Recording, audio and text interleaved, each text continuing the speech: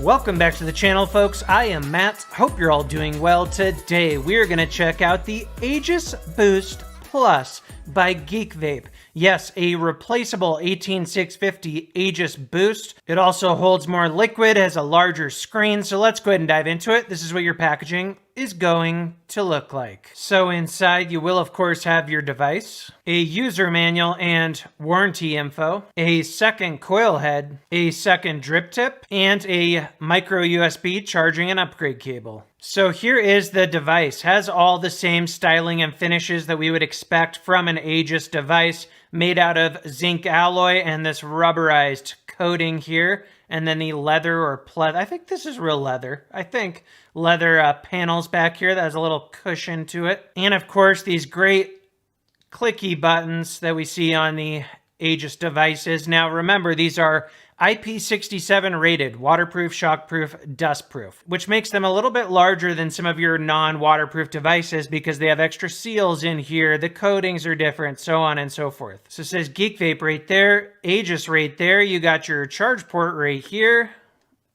bam. Up top here is the pod. Let's go ahead and release it like so. And these new pods hold 5.5 mLs of liquid. They are not interchangeable with the regular Boost. The Boost Plus is larger. So this does have these 510 drip tips right here. Okay, so you could use this one if you wanted to. That's kind of flat. Or you can use the second one they provide.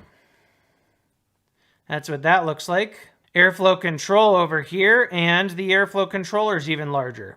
Okay, remember you just spin it like so, and air gets in from the side, so it's a bit more leak resistant. The coils are press fit. Come on, you little guy. There we go. And the coil installed is the 0.4 ohm, 25 to 33 watts Kanthal, the G-Boost Mesh Tech. That's what that guy looks like, netting mesh. The other coil you get is the 0.6 ohm, rated for 15 to 25 watts. And there's what the inside of that one looks like.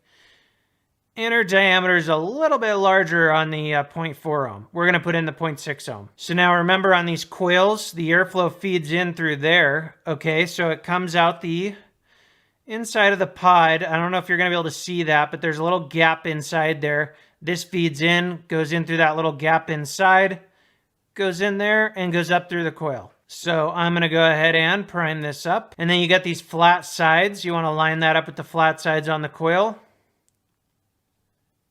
Like so. And then up top here is your fill port. Nice large size hole. So let's go ahead and fill it on up.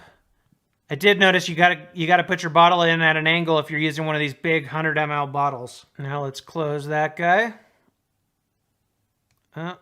Got a little liquid up top there. And there's what the inside looks like. You got some contacts. Okay, now when putting these pods in, I just do, come on, focus. Freaking cameras.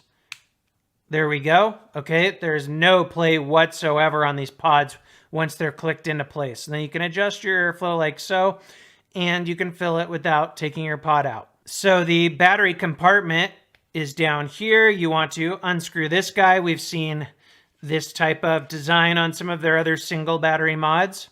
All right, you got a seal around there. There's also some vent holes with a membrane inside there. So I'm going to put in a home stretch battery because these have a good amount of battery life.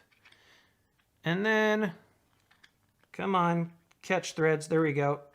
Nope. Got to kind of push down a little bit as you're screwing in. There we go.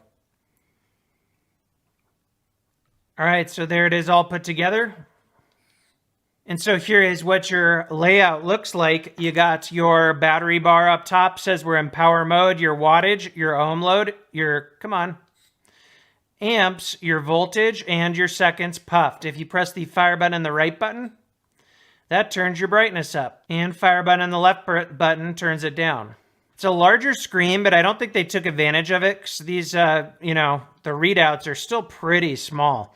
Now, if you click the fire button 3 times, power highlights, okay, you can go to TC stainless steel, TC TCR, variable power curve, bypass mode, back to power. Or now when the power is highlighted, you could press the fire button again, set your resistance, press it again, and reset your puff counter. Simple as that. If you hit the left and right button,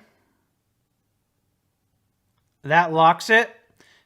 You can still fire, but it locks these controls. So very, very simple and intuitive interface, super easy to navigate through. Just wish the readouts were a bit larger. Seems like there's some wasted space there. Oh, and I guess I forgot to tell you guys what this goes up to. This goes all the way up to 40 watts, round robins to 5 watts. So not as high a wattage as some of the other pod mods that we've seen that take replaceable 18650s. So there's a look at it in my hand.